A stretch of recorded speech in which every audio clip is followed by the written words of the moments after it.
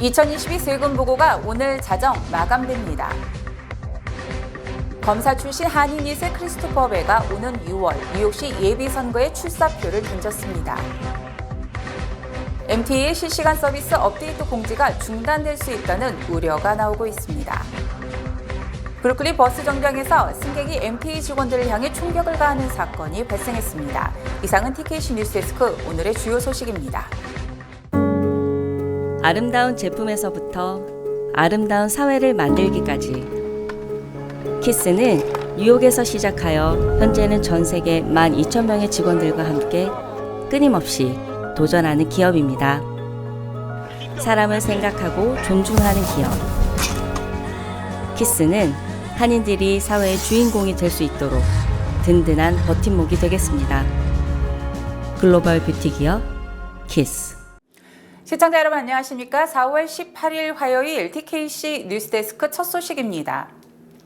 오늘은 2022 세금 보고를 마감하는 날입니다. 오늘 자정까지 신고를 마치지 못한 납세자들은 연장을 신청해야 합니다. 연방국세청은 올해 약 1억 6,800여 명이 2022년 개인 세금 보고를 할 것으로 예상했습니다. 모든 납세자들은 오늘 자정까지 2022 세금 보고를 마쳤어야 합니다. 그러지 못한 납세자들은 연장을 신청해야 합니다. 세금 납부 기한을 넘기고 연장 신청을 하지 않는 경우에는 몇 가지 벌칙을 받을 수 있습니다. 기한을 넘기면 벌금이 부과될 수 있습니다. IRS에 따르면 이 벌금은 세금 환급이 늦어지는 매월 미납 세금의 5%가 될 것입니다. 한편 매년 세금 보고 마감일은 4월 15일이지만 올해는 15일이 토요일에 떨어져 화요일인 18일로 정한 것입니다. 검사 출신 한인 2세 크리스토퍼 베가 오는 6월에 실시되는 뉴욕시 예비선거에서 한인 밀집 지역인 뉴욕시 19 선거구 민주당 후보로 출사표를 던졌습니다. 크리스토퍼 배 한국명 배성진 씨는 17일 김광수 합동법률사무소에서 다수의 지지자들과 기자회견을 열고 뉴욕시의원 19 선거구 시의원 출마 소견을 발표했습니다. 배 후보는 퀸즈 베이사이드에서 태어나 평생을 그 지역에서 가족들과 거주해왔다며 시의원으로서 이 선거구를 대표하고자 출마를 결심했다고 밝혔습니다. 그는 지역사회 공공안전 강화와 교육과 주민들의 생활의 질을 높이는 것을 가장 중요한 이슈로 꼽았습니다. 저는 우리 퀸즈 19 지역구를 가정마다 더 안전하고 강한 곳으로 만들겠다 약속합니다. 여러분의 가족이자 희망이 되겠습니다. 퀸즈 19 지역구를 모든 이들이 자랑스러워하고 가장 멋진 지역구로 만들겠습니다. 여러분의 마음과 뜻을 모아주시길 부탁드립니다.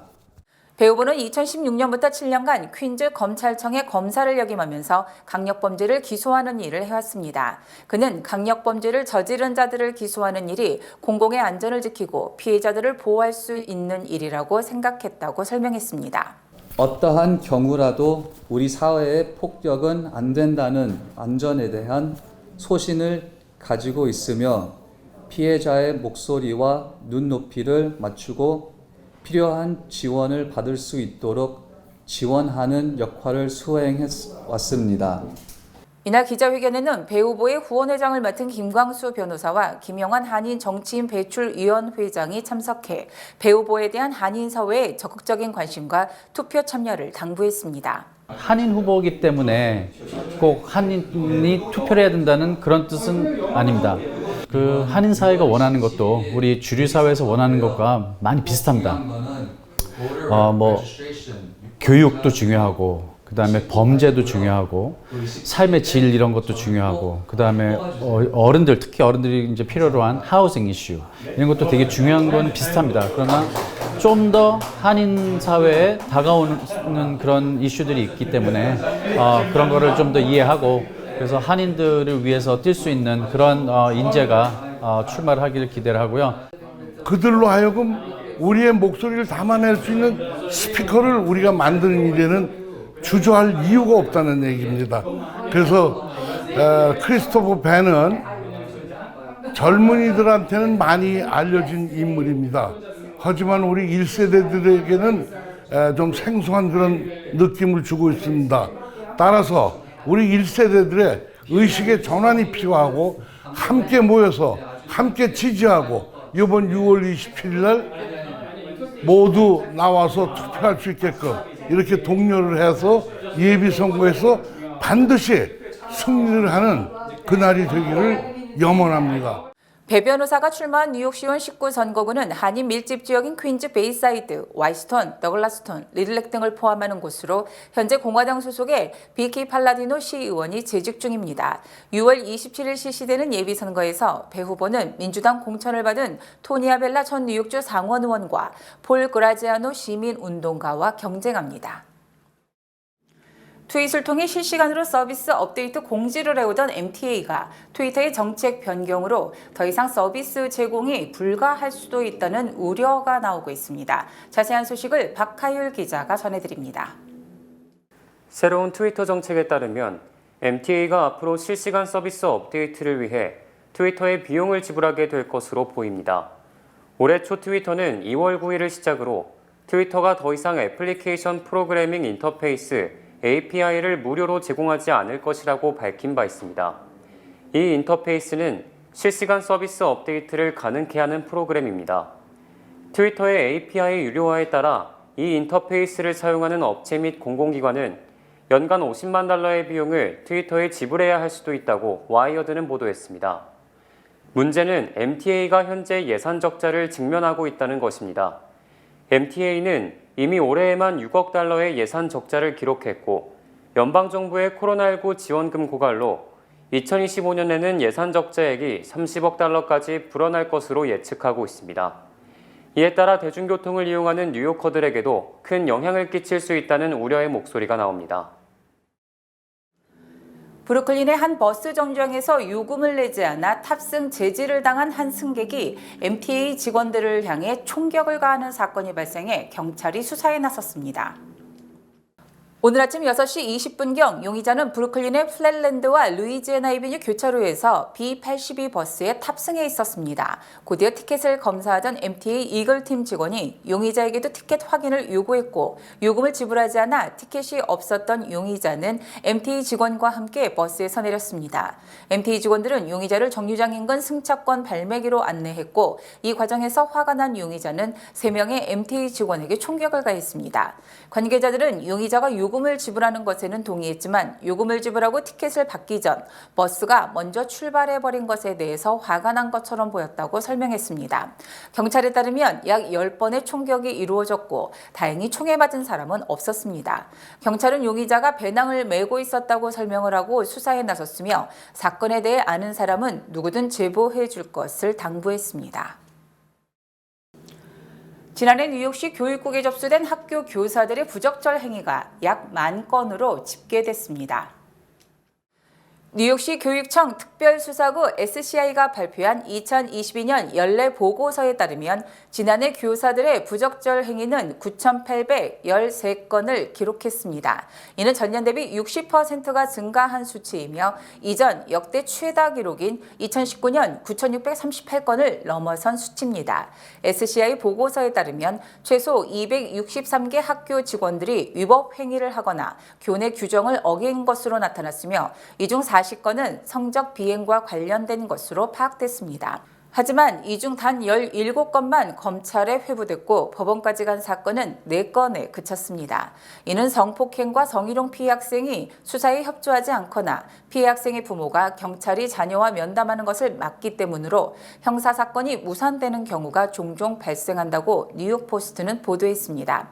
이와 관련해 성폭행 피해자 권익 옹호단체 뉴욕시 성폭행 반대 연합은 뉴욕시 학교의 성적 비행 사례에 대한 후속 처리와 책임 부족에 대해 우려를 표명했습니다.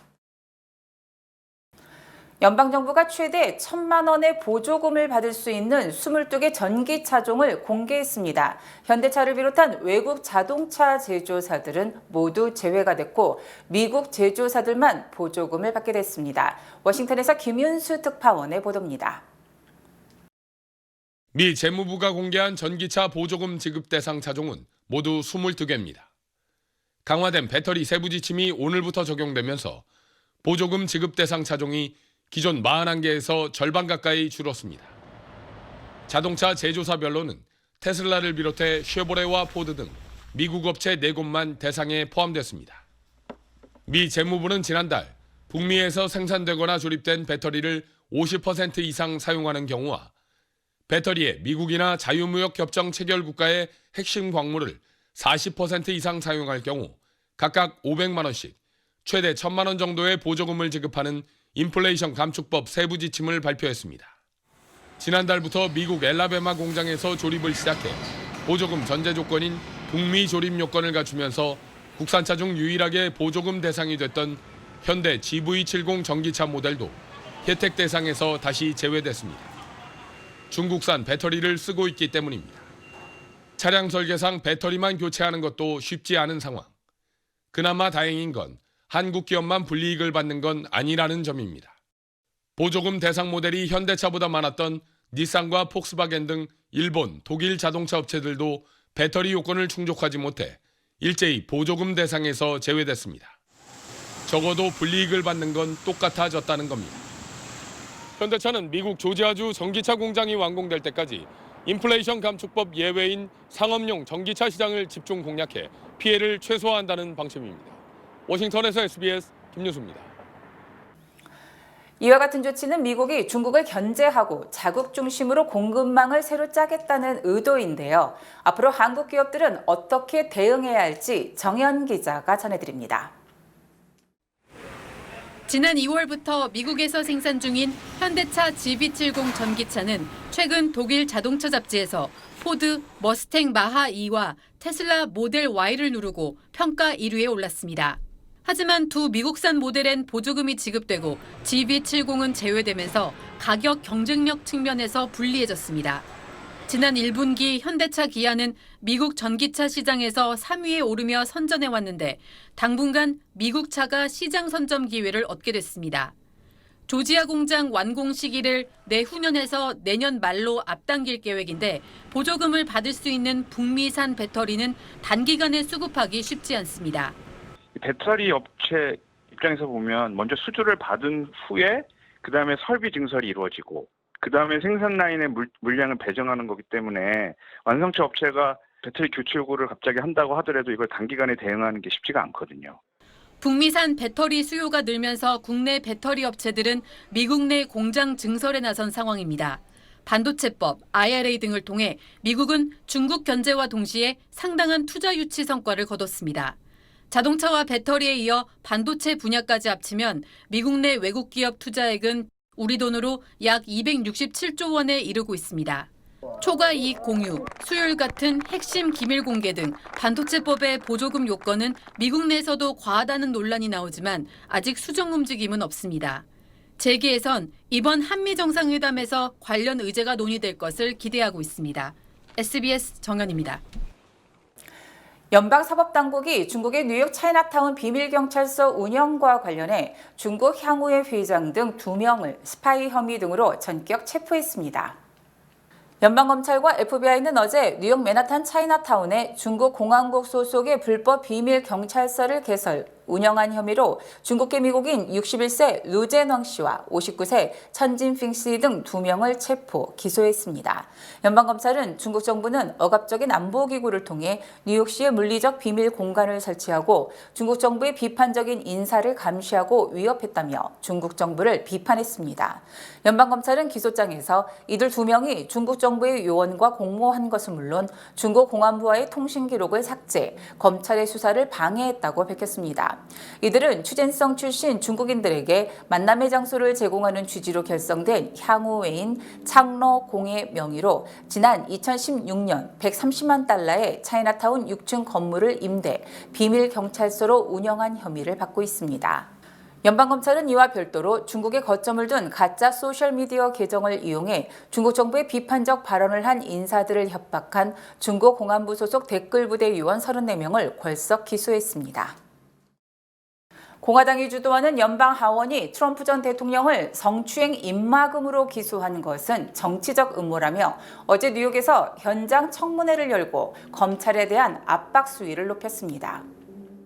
공화당 소속 짐 조던 연방하원 법사위원장은 어제 뉴욕시를 방문, 제이콥 제비츠 연방청사에서 지역범죄 위기를 주제로 한 현장 청문회를 열고 뉴욕시 범죄 대응 문제를 논의했습니다. 조던 위원장은 트럼프 전 대통령을 기소한 맨하탄 지검에서 한 블록 떨어진 곳에서 범죄 피해자 등을 증인으로 불러 민주당 공천을 받아 당선된 엘빈 브레그 검사장의 범죄 대응 방식을 질타했습니다.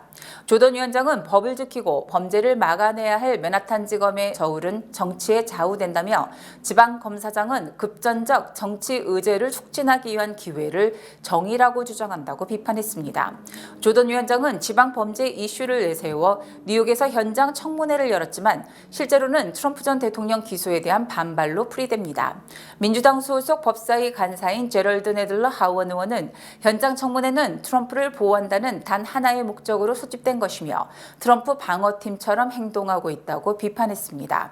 또 엘빈 브레그 검사장도 정치인이 정치 쇼를 위해 세금을 낭비하는 것은 뉴욕의 안전을 지키기 위해 쉼없이 일하는 경찰과 검찰 등 사법당국에 뺨을 때리는 것이라고 반박했습니다. 연방검찰이 기밀 유출 2차 유포에 핵심적 역할을 한 친러시아 성향의 해군 예비역 중사에 대한 수사에 착수했습니다. 연방수사국과 해군은 친러시아 SNS 계정 돈바스 아가씨가 기밀문서의 대량 확산에 주도적 역할을 했다며 이 계정 소유자인 전직 해군 중사 37세 여성 세러빌스를 조사 중인 것으로 확인했습니다.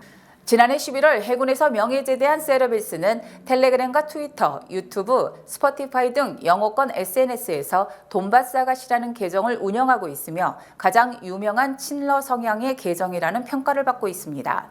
연방수사국은 잭 테세이라가 1차로 디스코드의 기밀문서를 유출하자 세러빌스가 이를 텔레그램 등을 통해 팔로워 6만여 명에게 배포하는 등 대량 확산을 초래한 주범으로 추정하고 있습니다. 하지만 세러빌스는 돈바스 아가씨 계정을 관리하고 있는 것은 맞지만 기밀 유출에는 가담하지 않았으며 기밀의 무게를 누구보다 잘 알고 있다고 주장했습니다.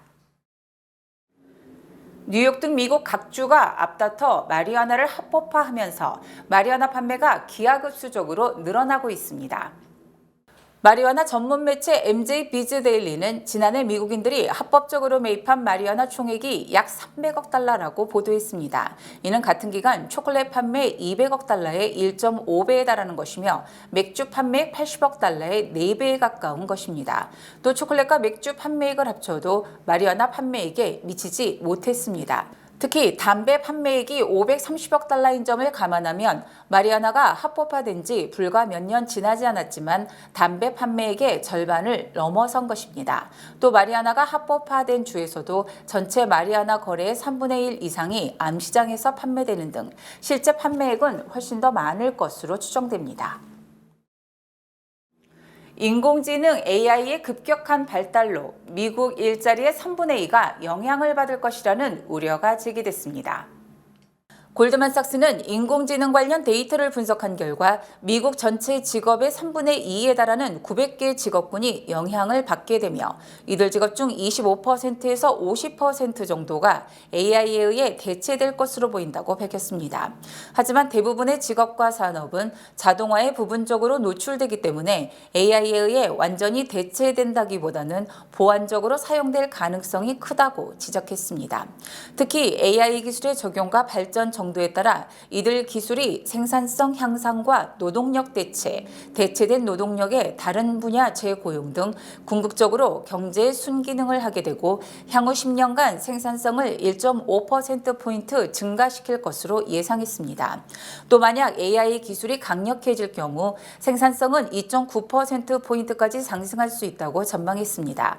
한편 MIT 오토 교수는 오늘날 직업의 60%는 지난 1940년에는 존재하지 않았던 것이고 지난 80년간 늘어난 일자리의 85%가 기술 혁신에 따른 것이라며 AI가 특정 직업들을 대체하겠지만 새로운 직업도 만들어낼 것임을 시사했습니다.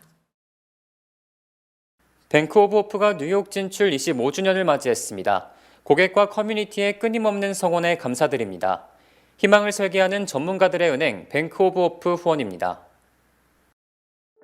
주요 단신 전해드립니다. 뉴저지 한인상록회가 버겐카운티 정부 실무자를 초청해 오는 28일 수요일 오후 2시부터 버겐카운티 시니어 아파트 신청에 대한 세미나를 개최합니다. 본 세미나는 선착순 30명으로 진행이 되며 뉴저지 한인상록회 전화로 문의가 가능합니다. 방탄소년단으로 유명한 방시혁 하이브 의장이 지난해 3월 22일 델라웨어의 유한 회사를 설립해 로스앤젤레스 벨에어의 저택을 2,639만 달러 전액 현금으로 매입한 것으로 확인됐습니다. 지난 15일 밤 뉴욕주 업스테이트 사라토가 카운티에서 20세 여성이 운전 중 길을 잃어 개인주택 드라이브웨이에 들어갔다가 65세 집주인의 총에 맞아 숨졌습니다. 지난 15일 토요일 밤부터 16일 일요일 새벽까지 미국 3대 도시인 시카고 다운타운에 10대 청소년 1000여 명이 집결, 차량 유리창을 깨고 불을 지르는 등 난동을 부리다 경찰에 의해 해산됐습니다. 지난 13일 낮 기온이 화씨 83도로 같은 날 기준 136년 만에 최고 기온을 기록했으나 나흘 만인 어제 기온이 급락, 영하로 떨어지고 눈이 내리는 등 기상이변이 이어지고 있습니다. 질 바이든 여사가 어제 백악관에서 기시다 후미오 일본 총리의 부인을 만나 오찬을 함께한 뒤 백악관 정원에 왕 벚꽃나무를 심었습니다. 인도 인구가 올해 말 14억 2,900만 명에 이르게 돼 중국 14억 2,600만 명을 넘어서 세계에서 가장 인구가 많은 나라가 될 것이라고 유엔이 추정했습니다. 연방재무부 산하 금융범죄집행 네트워크 핀라는 수표 사용은 줄어드는 반면 지난 2020년부터 2021년까지 2년간 수표 사기가 23% 증가했다고 발표했습니다. 날씨 전해드립니다. 수요일인 내일은 대체로 맑겠습니다. 내일 아침 최고 기온은 63도, 밤 최저 기온은 45도입니다. 내일 아침 해 뜨는 시각은 오전 6시 10분, 해지는 시각은 오후 7시 38분입니다.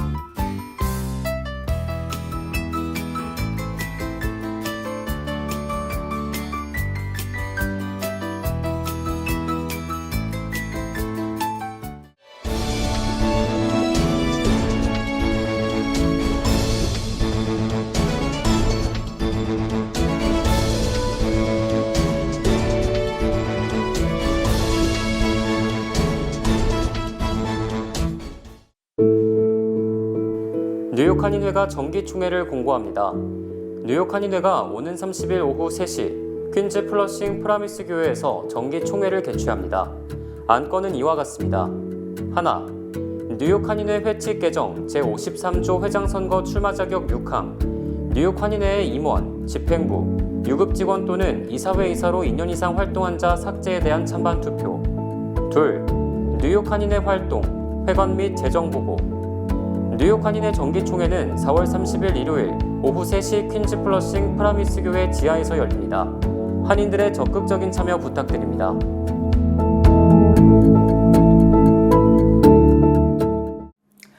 이상으로 4월 18일 화요일 TKC 뉴스데스크를 마칩니다. 시청해주신 여러분 고맙습니다.